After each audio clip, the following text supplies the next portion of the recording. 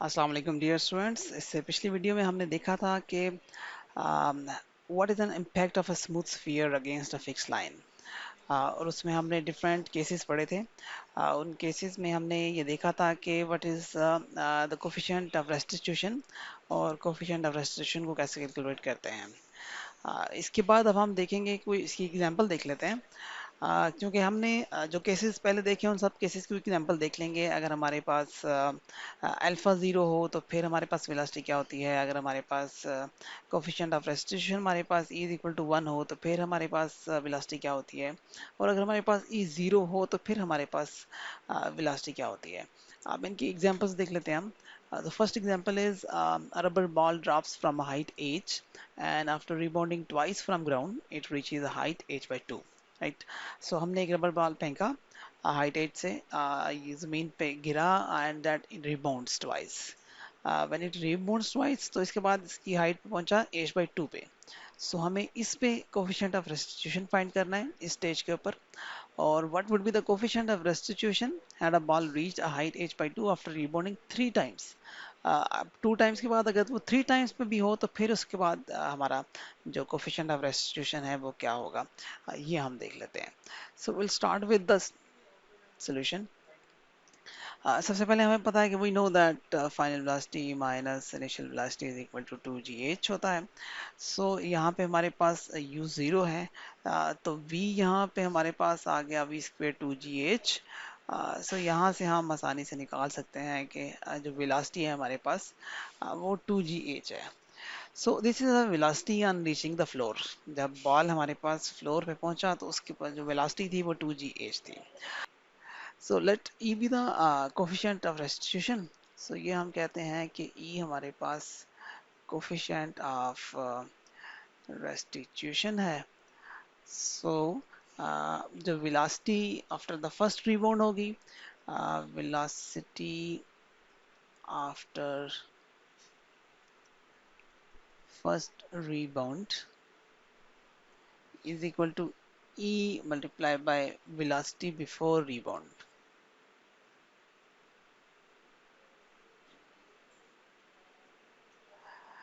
ये अगर आपको याद हो तो हमने जो केस वन पढ़ा था, जिसमें हमारे पास अल्फा ज़ीरो था और इम्पैक्ट हमारे पास डायरेक्ट था। सो हमारे पास जो आया करता था that is v is equal to e u, हमने वहाँ पे देखा था। So that velocity after the rebound, और जो हमारे पास u है ये वेलोसिटी बिफोर द रिबाउंड है यहाँ पर। सो लेट्स से यहाँ पे हमारे पास e और v क्या है। सो दिस विल बिकम, हमारे पास v जो है वो 2gh स्क्वायर रूट है यहाँ पर। ठीक है। अब हमारे पास ये वेलोसिटी आ गई जो कि फर्स्ट रीबाउंड के बाद है। तो इसके बाद इसका मतलब है कि जब रीबाउंड के बाद दोबारा बॉल ऊपर गया और फिर जब वापस नीचे आया उस वक्त तक इसकी जो वेलोसिटी थी वो ई स्क्वायर रूट 2gh रही। अब जब बॉल दोबारा हिट किया ग्राउंड को और फिर रीबाउंड हुआ तो फिर उसकी वेलोसिटी क्या होगी। सो इट अगेन की velocity after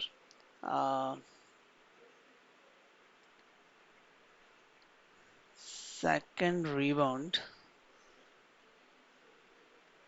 is equal to E multiplied by velocity before the second rebound. So हमारे पास ये क्या होगा, E again multiply by that velocity so which was after the first rebound. So ये हमारे पास होगा E multiply by 2gh। so ये velocity after the second rebound हमारे पास E square 2gh हो जाएगी। अब हमारे पास जब फर्ज करें ये वेलोसिटी हमारे पास आ गई और हमारे पास अब ये वेलोसिटी हमारे पास एज इनिशियल वेलोसिटी हम इसको ले लेते हैं। ठीक है। और that is E square 2gh। Final velocity अब हमारे पास क्या होगी, दैट इज ज़ीरो। जो कि बॉल ने हाइट अटेन कर ली, हमने इस हाइट अटेन के बाद उसकी फाइंड करना है। तो अब यहाँ पर वेलोसिटी ज़ीरो है और जो हाइट उसने अटेन की हुई है that is given in the question कि वो एच बाई टू अटेन की हुई है। सो हमारे पास एच अब एच बाई टू होगा।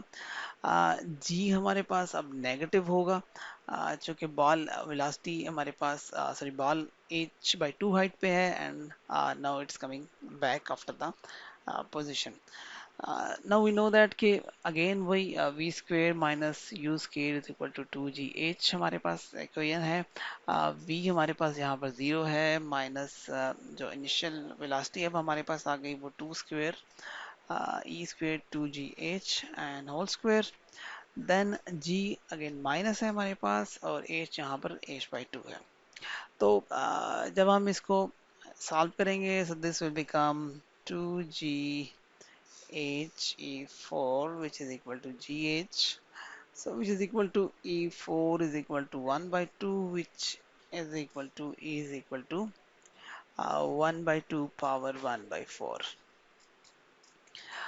सो ये हमारे पास वेलोसिटी होगी जब सॉरी ये हमारे पास कोफिशिएंट ऑफ रेस्टिट्यूशन है जब बाल हमारे पास दो दफ़ा रिबाउंड हुआ है और हाइट h बाई टू पे है। सो इसका मतलब ये है कि हमारे पास जब वेलोसिटी जब हम थर्ड टाइम फ्लो पे पहुंचे, चूंकि अब हमने थर्ड टाइम के लिए भी कोफिशिएंट ऑफ रेस्टिट्यूशन फाइंड करना है। सो अभी हमने देखा कि जो हमारे पास वेलोसिटी थी before the rebounding, before velocity before third rebound, तो वो हमारे पास क्या है दैट इज अगेन हमने जो पीछे फाइंड किया था कि ई स्क्वेयर और 2gh है। So what will be the velocity after third rebound? So velocity after third rebound क्या होगी वो हम देख लेते हैं। वो हमारे पास अगेन वो e multiply by that velocity और दिस वेलोसिटी हमारे पास है e स्क्वायर 2gh। सो इसका मतलब है ये हमारे पास हो जाएगा e cube 2gh। Now for the motion after the third rebound, after the third rebound, uh, उसमें हमारे पास इनिशियल वेलोसिटी क्या होगी? Initial velocity is equal to आप u कह लेते हैं ऐसे, और ये हमारे पास e क्यूब 2gh होगा। और जो फाइनल वेलोसिटी होगी that is zero, height is again h by two, g is again minus g. So again वही इक्वेशन यूज कर रहे हैं हम जो पहले की थी, that is v square minus u square is equal to 2gh। सो ये हमारे पास आ गया e cube 2gh square is equal to 2g की वैल्यू माइनस जी है और h हमारे पास h बाई टू है।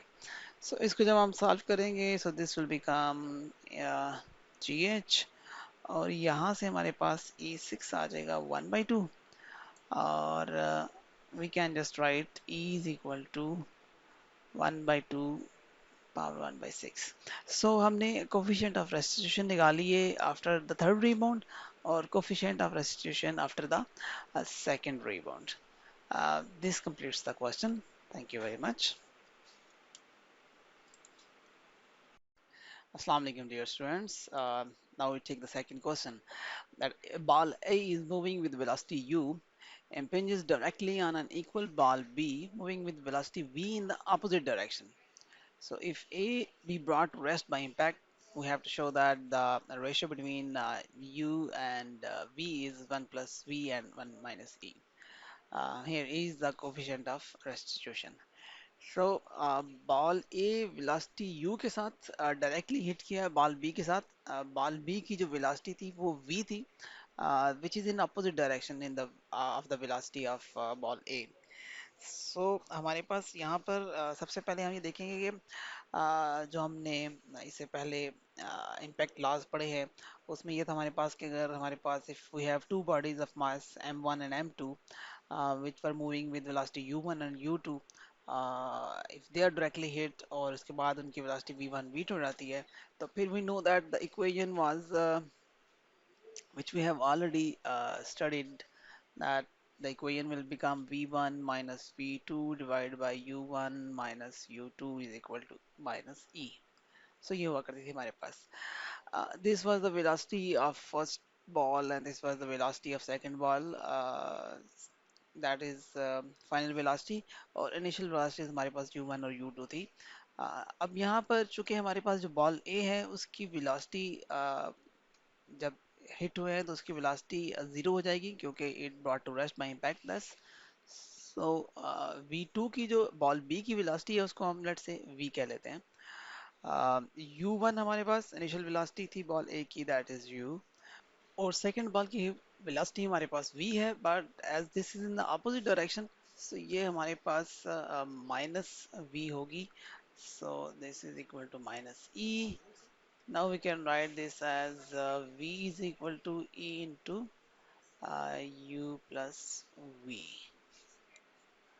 Because this minus sign is cancel with this minus sign.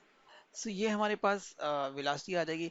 अब हमारे पास वो law of conservation of momentum है, अगर आपको याद हो, that is m1v1 plus m2v2 which is equal to m1u1 plus m2u2। So यहाँ पे हमारे पास v1 ज़ीरो है, सो ये फर्स्ट टर्म ज़ीरो हो जाएगी। और ये हमारे पास लेट्स से मैथ्स इसका m है और वेलोसिटी v है। अगेन हमारे पास जो वेलोसिटी है ये m into u plus m, और चूंकि सेकंड बॉल जो है उसकी वेलोसिटी अपोजिट डायरेक्शन में है फर्स्ट बॉल के, सो दिस इज माइनस v। सो अब हम इसको सॉल्व करते हैं। So this will become m cancel हो जाएगा ऑल साइड्स पे, तो ये हमारे पास u माइनस v आ जाएगा। सो एक इक्वेशन हमारे पास v की ये थी और एक इक्वेशन हमारे पास v की ये आ गई। सो अगर हम इन दोनों को इक्वेट करें तो we can write e into u plus v is equal to u minus v। So this is u। So अब हम इसको लिख सकते हैं इस फॉर्म में, दैट इज अगर हम इसमें से E U plus E V लिख दें इसे, and this is u minus v।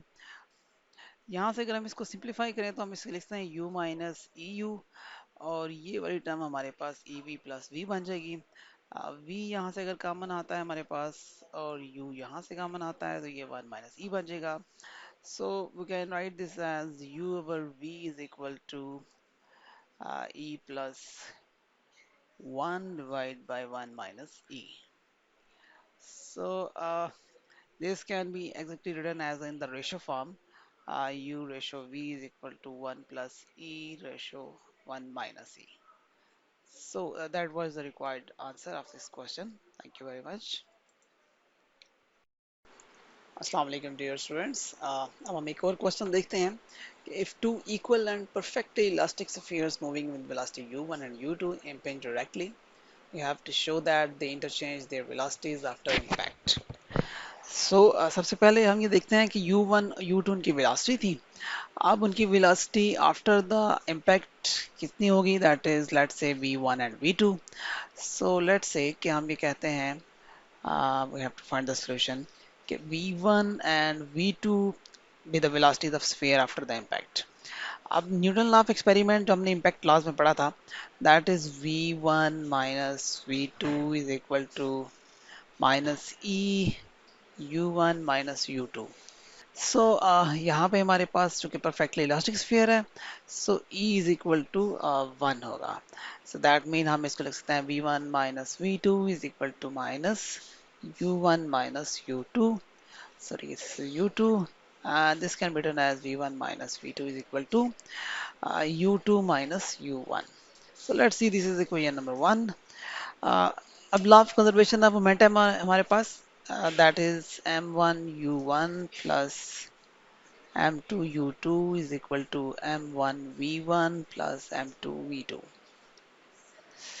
सो यहाँ पे हमारे पास चूंकि दोनों बॉल्स इक्वल हैं, दैट मीन उनका मास सेम होगा। सो हम इस m1 की बजाय सिंपल m ही लिख देते हैं हर जगह पे। सो ये हमारे पास mv1 प्लस mv2 हो जाएगा।